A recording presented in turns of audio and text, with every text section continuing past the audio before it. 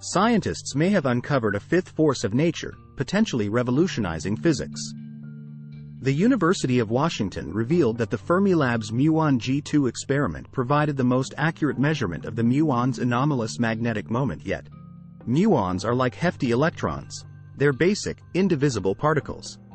Brendan Casey, a Fermilab scientist, mentioned, "We're examining uncharted areas, measuring the muon's magnetic moment with unprecedented accuracy. This new force impacting the muons, adding to the known for gravity, electromagnetism, and the strong and weak nuclear forces." Scientists explain the difference in muon behavior by its interactions with temporary particles in surrounding quantum foam. These particles affect how the muon engages with the magnetic field. The current standard model predicts these interactions, but there might be undiscovered particles changing the muon's behavior, paving a path to new physics.